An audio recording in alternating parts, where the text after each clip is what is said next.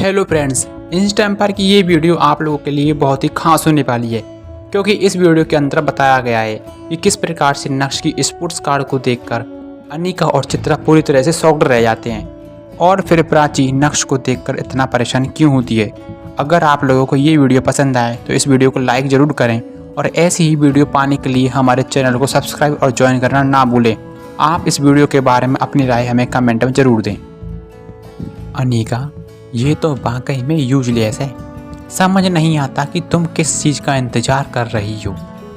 अगर तुम्हें लगता है कि ये कोई बड़ा आदमी बन जाएगा तो ये ख्याल तो तुम अपने दिमाग से निकाल दो। प्रैक्टिकल भी समझ लो, इससे कुछ नहीं होने वाला है। मैंने तुम्हें प्रेरक को पसंद करने के लिए कहा था, उससे इंट्रोड्यूस करने के लिए कहा था। वो सही नहीं है क्या? ये बोलते हुए चित्रा ने अनिका की ओर देखा और फिर मुंह बनाते हुए बोली, मुझे तो इसे देखकर गुस्सा आ जाता है। अब आप समझ ही गए होंगे कि यहाँ बात नक्श की हो रही है। आपको मेरी लाइफ की इतनी टेंशन लेने की ज़रूरत नहीं है मम्मी, मैं बच्ची नहीं हूँ अब। अनिका ने आगे गहरी सांस लेते हुए कहा, अब नक्श की जॉब लग गई है तो मैं उसे एक और मौका देना चाहती हूँ, जिससे वो अपनी ज़िंदगी में आगे तरक्की कर सके। ये सुनती ही चित्रा ने नक्श की सोचते हुए उसकी ओर गंदी नज़रों से देखा।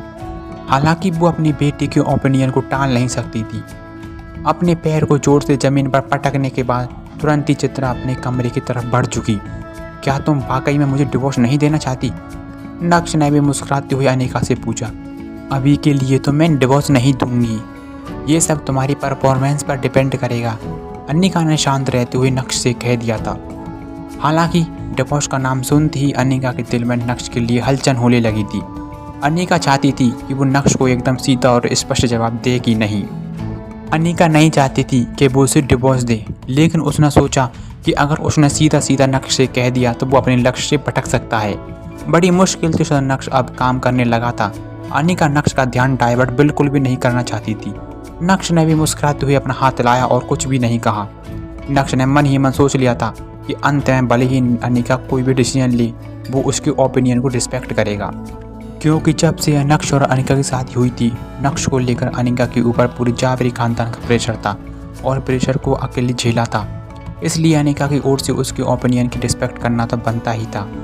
लेकिन पता नहीं किन कारणों से अनिका की आंखें नक्श की आंखों से बार बार टकरा रही थी। लेकिन नक्श को देखकर अनिका का चेहरा पूरी तरह से लाल पड़ गया था। क्या तुम्हारा यही बैठने का इरादा है? कमरे में बाहर नहीं चलना चाहते हो? ये सुनते ही नक्श एकाएक चौंक गया। जिस तरह से अनिका ने उसी कमरे से चलने के लिए कहा, साउंड डिफरेंट। लेकिन वो समझ गया था कि अनिका ने ऐसा क्यों कहा। लगता है बहुत दिनों से उस कमरे को किसी ने साफ नहीं किया है। ये बोलते हुए नक्श के चेहरे पर मुस्कान आ गई थी। अनिका भी अपने चेहरे की मुस्कान को छिपाने की कोशिश करने लगी और इससे नक्श का डाउट यकीन में बदल गया। और धीरे धीरे जैसे नक्श उस कमरे में घुसा, उसने देखा कि कमरे का तो बहुत बुरा हाल हो गया है। तुरंत ही नक्श ने उस कमरे को साफ करने का काम कर लिया और नक्श ने सफाई अभियान शुरू किया। वहीं दूसरी तरफ जैसे ही चित्रा अपने कमरे में घुसी, वैसे ही उसका फ़ोन बजने लगा। स्क्रीन पर कॉलर का नाम देखने के बाद तुरंत ही उसने कॉल उठाते हुए कहा, जी भैया, आप आए नहीं? ओह अच्छा, कोई बात नहीं, आपका घर है, जब आपका मन करे तब आ जाइएगा। आपको बताने की भी ज़रूरत नहीं है। स्पेशल काम से क्या कोई लॉटरी लग गई है क्या? ये बोलते हुए चित्रा बहुत ही ज़्यादा खुश हो रही थी। क्या हमारी लॉटरी लगने वाली है? वो कैसे? अच्छा, ये बोलते हुए चित्रा पूरी तरह से बहुत खुश दिखाई दे रही थी। ठीक है, हम मिलकर बात करते हैं। ये बोलते हुए चित्रा ने कॉल कट कर दिया। कॉल अनिका के मामा का था, जिन्होंने कुछ दिन पहले बोला था कि वो बहुत जल्दी आएंगे, लेकिन वो नहीं आ पाए। हालांकि वो आने वाले थे, वो भी किसी स्पेशल काम से अटक गए। अनिका के मामा बहुत पैसे वाले थे। उनके मुंह से ऐसी बातें सुनने के बाद चित्रा को लगने लगा था कि वो जल्द ही सातवें आसमान की सैर करने वाली है।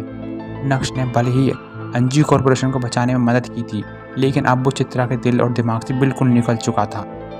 हाई स्टेटस की सोचने वाली चित्रा और ऊंचे ख्वाब देखने वाली चित्रा ने तुरंत ही प्रेरक को कॉल लगाया और बोला, चित्रा आंटी, अब आपको मुझसे क्या चाहिए? प्रेरक की आवाज़ कुछ ठीक नहीं लग रही थी, लेकिन चित्रा को प्रेरक की आवाज़ से कोई मतलब नहीं था। सीधा मुद्दे पर आते हुए चित्रा ने कहा, प्रेरक, तुम तो अनिका से पहले मिल चुके थे और बस मुझे यही जानना था कि तुम दोनों के बीच में क्या डिस्कशन हुआ, सब कुछ कैसा रहा। चित्रा की टोन बहुत ही ज़्यादा जेंटल थी, जैसे मानो प्रेरक उसका दामाद बन ही गया हो। आंटी, मुझे लगता है कि अनिका और मिस्टर नक्श की जोड़ी स्वर्ग से बनकर आई है। मैं उन दोनों की जोड़ी को ख़राब नहीं करना चाहता। ये बोलते हुए प्रेरक बहुत ही ज़्यादा एम्ब्रेस्ड फील करने लगा।